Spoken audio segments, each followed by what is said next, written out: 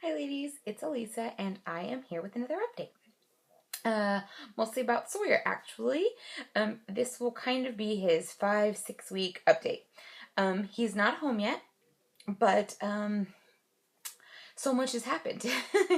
um, so where I left you guys off in the last video was that Sawyer was in a local children's hospital in the Oakland Children's Hospital, or Oakland Kaiser. And he had seen the ear, nose, and throat specialist, and they were going to give him steroids, and he was still on the CPAP, and they wanted to wean him off. So, after having spent, I think, 3 days or 4 days, maybe 4 days, in Oakland, they sent him back after it turned out that, when they extubated him, he did not have any extra tissue, and then they put the smaller, intubation tube in his throat. No, they didn't send him back. That was wrong.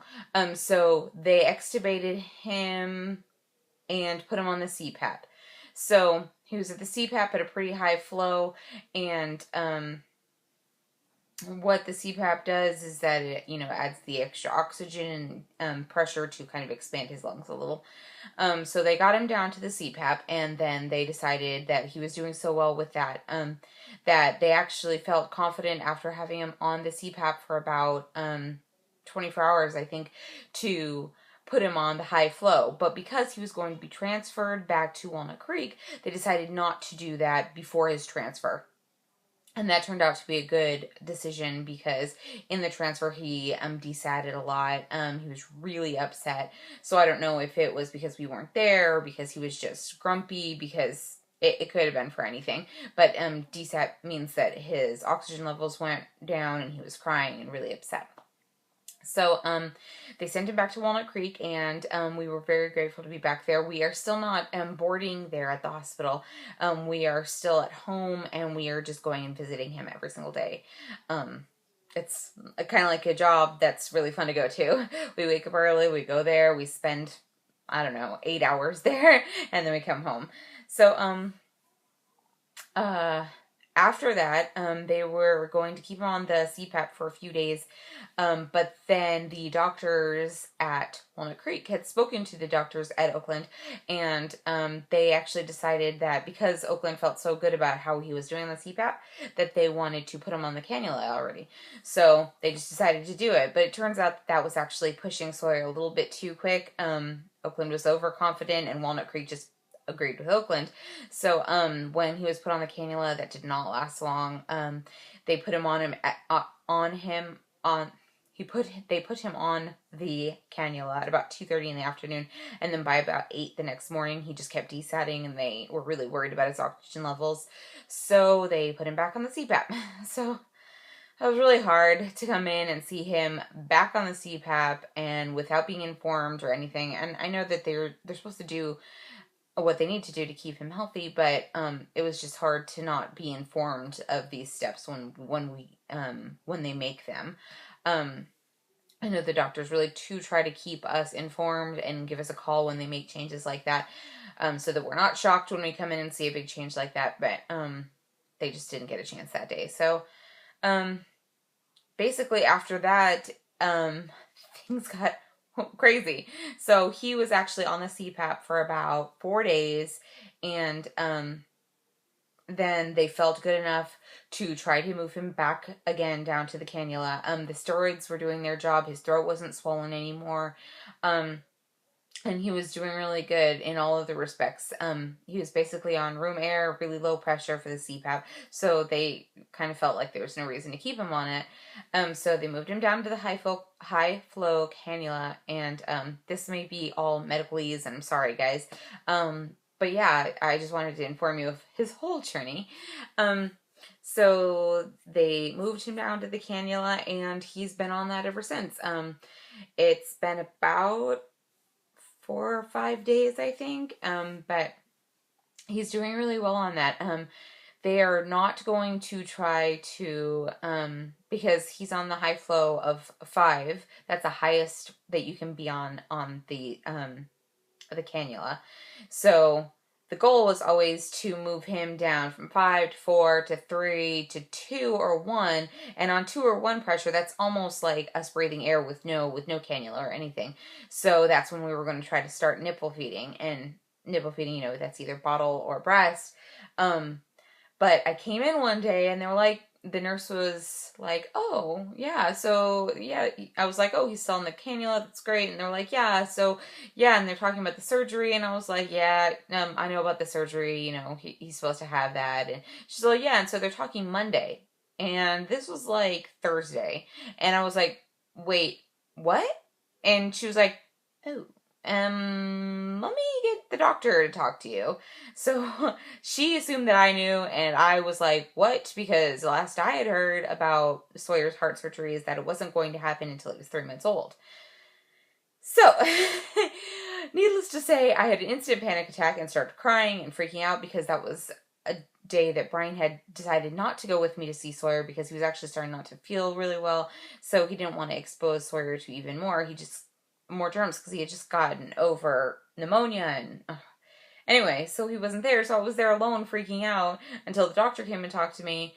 And so they had actually decided that they wanted to do the surgery, his heart surgery, the next week. They had talked to UCSF, and that's a local hospital, and they had availability and blah blah blah blah. Well, needless to say, over the next few days, that surgery date moved several times, farther and then closer, and then all of a sudden it was Wednesday. So because it was Wednesday, and they were like, we're going to do the surgery Friday. We're going to send him over tomorrow, and he's going to do the surgery Friday.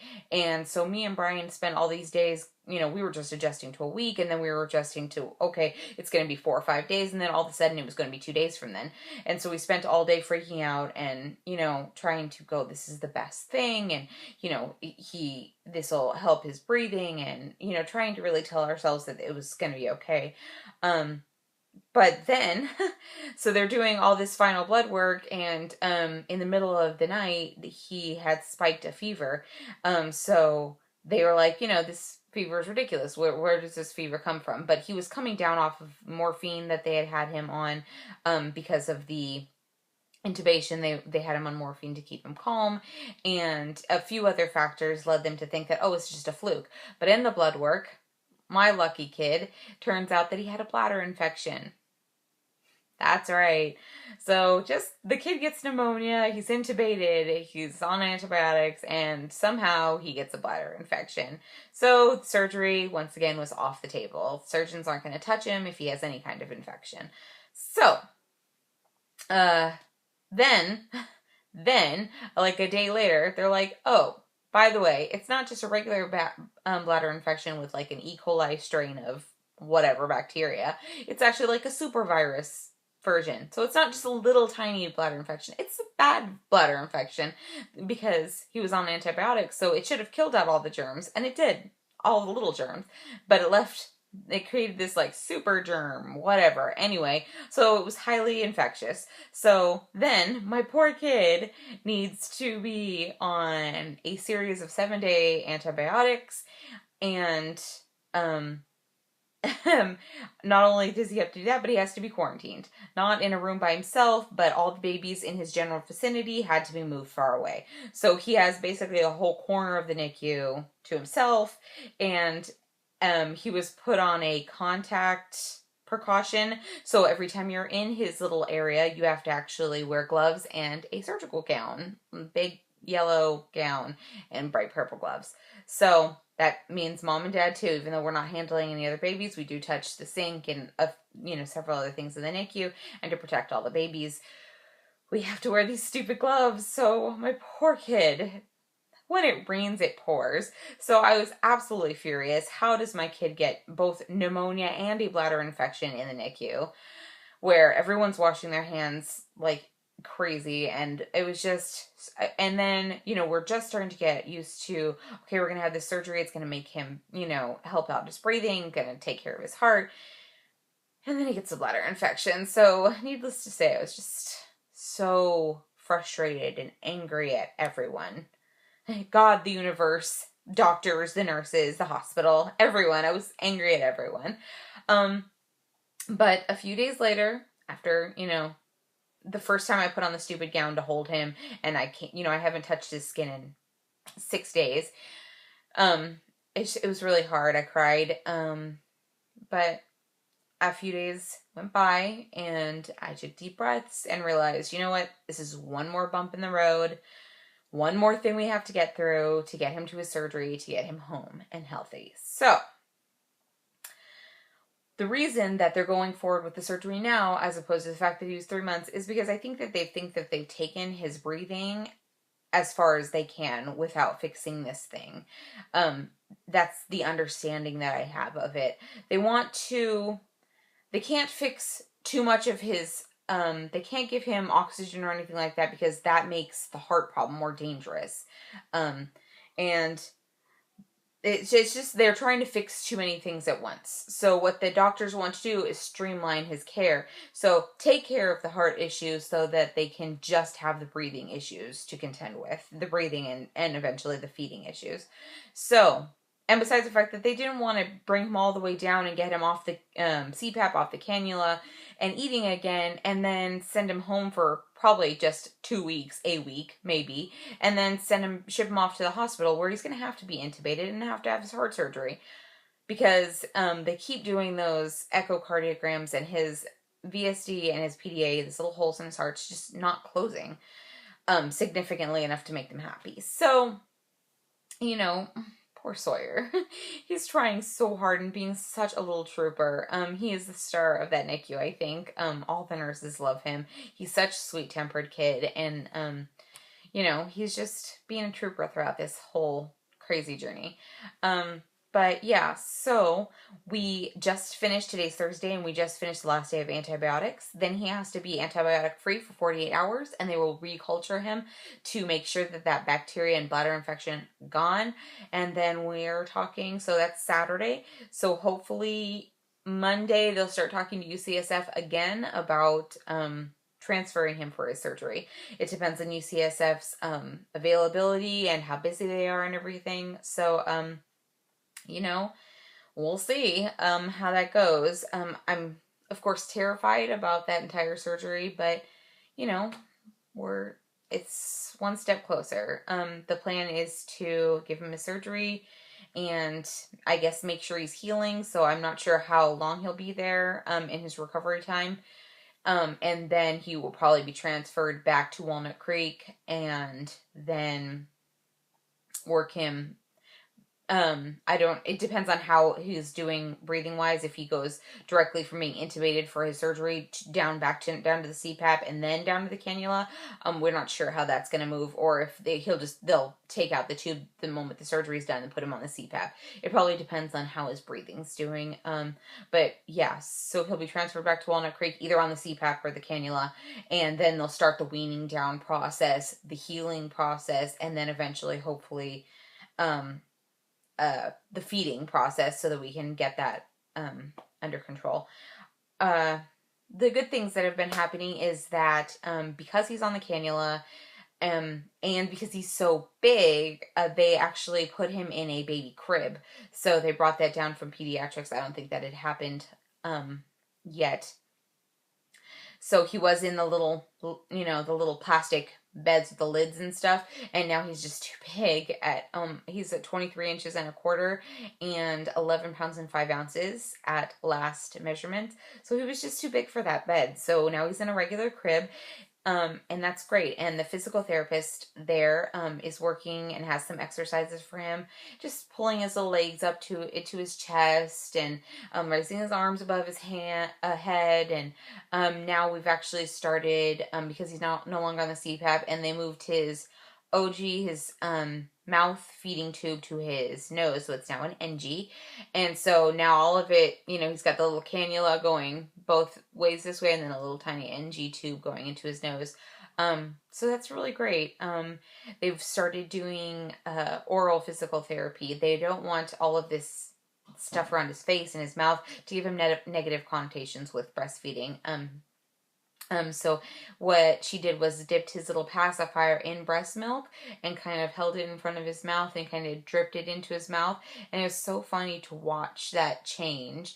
He went from just regular breathing to like sniffing, like a little puppy almost, and and licking and lapping at the milk, and then sucking on that pacifier like a little champ. So it doesn't seem that all this bad stuff that has happened with his face and mouth and throat has deterred him from wanting to nipple feed. And so you do that for a few minutes, and she just made sure that his breathing wasn't getting worse when he was sucking on the pacifier. But he remembers breast milk, even though he's not technically swallowing it or doing anything. He's just being fed it. He still remembers the smell, the taste. He seems to love. So you know, score one for mom breast milk. So yeah, so that's where we are now. He is just a little champion. He's starting just these last couple of days. His voice is almost all the way back now that he hasn't been intubated for a while. So he's starting to coo and make little baby noises and have like a little personality. And the physical therapist likes the fact that he's in bed and wiggling and moving his body and his arms and searching around with his head. And like if he hears me and I'm standing behind him, he starts going like this. I mean, it's so crazy to know that this little person totally knows me. I mean, we haven't even known each other for that long, but he totally knows my voice and my sound and my smell. And it's so funny to watch him look for me. Like he knows that's mom. And he even does it with Brian. It's the most amazing thing. Like he likes looking for people's voices when he hears them but can't see them. But the way he looks for me is just, it's amazing. It's motherhood, and it's just crazy.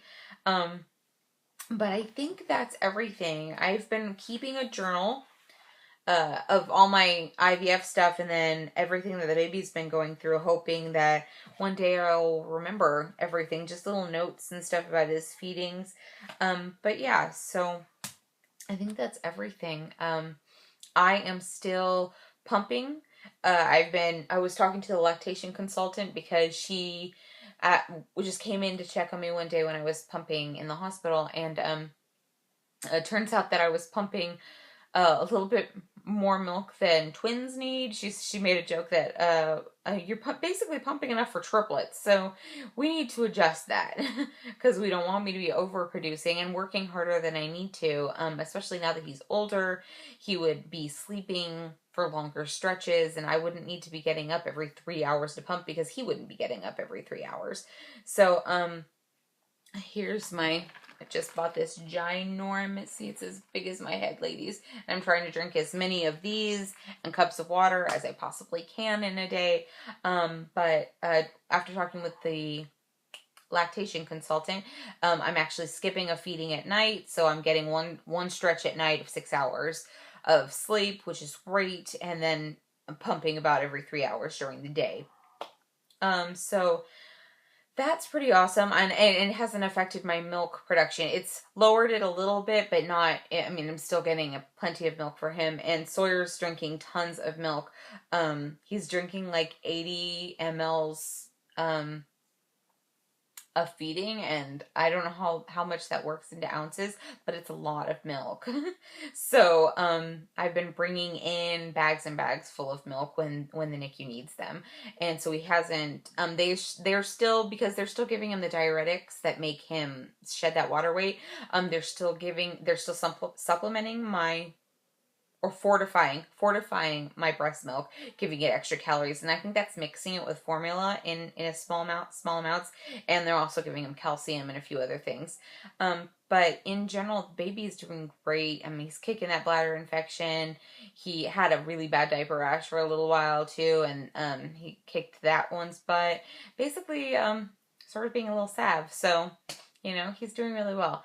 And I'm doing really well. I had my follow-up appointment with my doctor, and she gave me the go-ahead for baby dancing. She said about birth control, she's like, listen, I am not going to hassle you about birth control if you don't want to prevent if you got pregnant right now and it wouldn't devastate you, if you were really be like, oh, that's great, or oh, that's, that's okay, I'm totally willing to be pregnant this soon. She's like, I'm not going to hassle you about it, but if you're in any way not ready to have another baby right away, then I would protect yourself just in case. Even though we did IVF, I know 2 women on my pregnancy forum, they got pregnant the first time that they were able to have baby dancing time with their husband. They got pregnant even though they both did IVF to get pregnant the first time. But me and Brian have that attitude about it, that if we got pregnant, it would be, 1, a complete miracle, but 2, just pretty bitchin'. We're not, we would love that. It would mean that we don't have to transfer any more embryos, and so we're not going to be preventing. We'll see what happens. I don't anticipate anything happening, but we'll see. So yeah, and I'm doing great, I guess. I found out, my doctor said that it said in my charts that I had 2nd-degree tears, so I guess not too bad. So she said that there was probably about 4 or 5 stitches, and but everything looks great. So I'm great. Baby's great. We're all great. Everyone's great. Except for poor Brian. Brian was sick. So he's been avoiding the baby for a few days. But yeah, and he's getting so big. I can't believe he was born at 19.5 inches and now he's 23.25 inches. So, but yeah, so that's everything, and I hope I answered everyone's questions. If you guys have any questions, of course, put them down below in the comments. I do read them all, and I try to respond to as many as I can, if not all of them.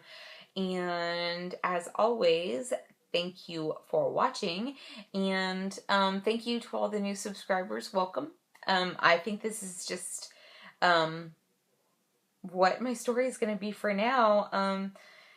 I don't know what my vlogs are going to be like in the future. I don't know if it's going to be mommy vlogs, parenting vlogs. I know I wanted to do a vlog about all the things that I learned about being a NICU mom for any other women who are going through NICU stays, because they are hard, and it's not something that nurses tell you. I mean, tons of the stuff that I learned about tips and tricks about being in the NICU were all from other parents and not from nurses or doctors. So yeah, I want to do a video on that, but that'll probably be coming up soon. So again, thanks for watching. Any questions down below, and I will be talking to you guys. Bye.